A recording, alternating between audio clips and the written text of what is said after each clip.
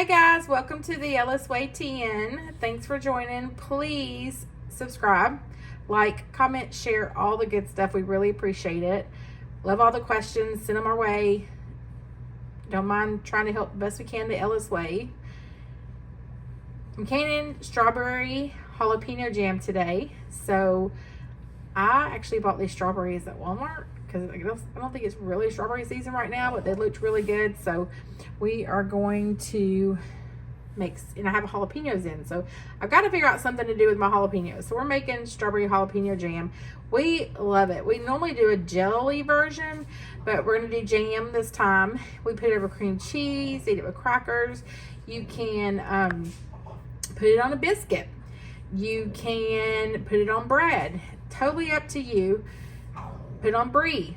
It's great. Strawberries. I'm soaking them right now in baking soda and water, and then I'm gonna let them soak for a little bit. Then I'll just take the tops off, cut them up in small pieces.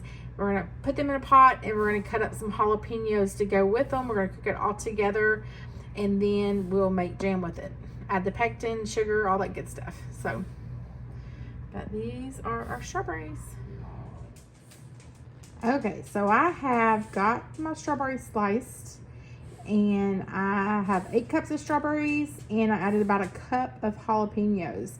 So I did not leave the seeds in. It'll still have the jalapeno taste. It just won't have the bite that a jalapeno has with the seeds, but you can leave your seeds in if you want to make it a little bit spicier. So I just chose not to this time. They're pretty strong even without the seeds, so they should give it a really good flavor. I just barely covered it with water. I'm gonna boil this about 30 minutes until it's really tender, and then I'll add the sugar and the lemon juice, and then I'll bring it back to a boil, and we'll add the pectin. Then we'll boil it for about 30 to 40 minutes until it starts to thicken. Okay, I'm done cooking my strawberries and my jalapenos. I actually put them in the NutriBullet and ran them through there, because sometimes if you try to mash them through a strainer, they can become kind of stringy. So I just put them in the NutriBullet, blend them really good, and then pour it back in there when I do strawberries. And then I'm gonna add a cup of sugar per cup of this, and then I'm gonna add a teaspoon of lemon juice per cup. And then I'm gonna add, once I bring it to a boil, I am going to add my pectin, which is 1 tablespoon per cup. And I'll bring all that to a boil, and then I'll turn it down just a little bit to where it's barely bubbling. And then I'll cook it for about 35 to 40 minutes until it starts to thicken. You can like take your spoon if it sticks to the side of the pot and starts to thicken, or you can take a spoon, put some in a, get some out, put it in a bowl, and see if it thickens pretty quick. Then you know it's ready. Sometimes you have to cook a little bit longer depending on the amount of water that's in the fruit. So that's where I'm at. Super easy, same as my guava, peach, blackberry. I'm not sure which order they'll go up. I know the blackberry is up, but that's pretty much my rule of thumb, and it works.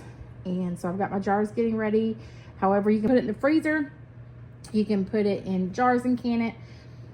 Totally up to you. I like to can it, save space in my freezer. So that's how I do it. My jars are in the oven, sterilized.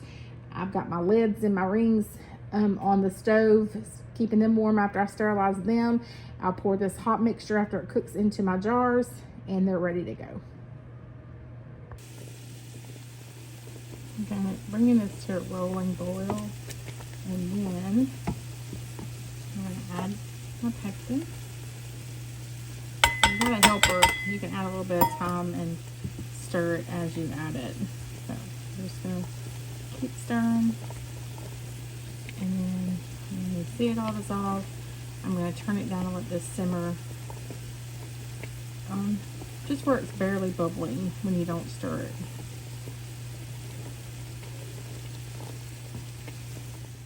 So this foam that you see, strawberries do that, and also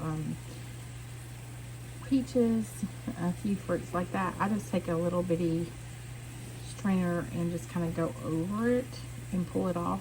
You add a teaspoon or two of butter, and they say that helps reduce it. I just didn't want to put butter in mine. So, all right, this is kind of what you want to see when you're not stirring it. But you just want to kind of continuously stir it. Sorry, in the background, I'm cooking dinner at the same time. So, and then I'd use this to just kind of skim off the top when it's done.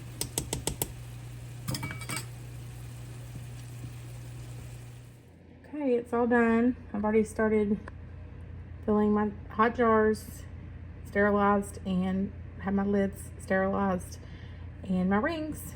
And I'm filling these jars up, and then it'll be ready for the pantry. All right, they're all done. Thanks for joining the Ellis Way 10. If you have any questions, just let me know.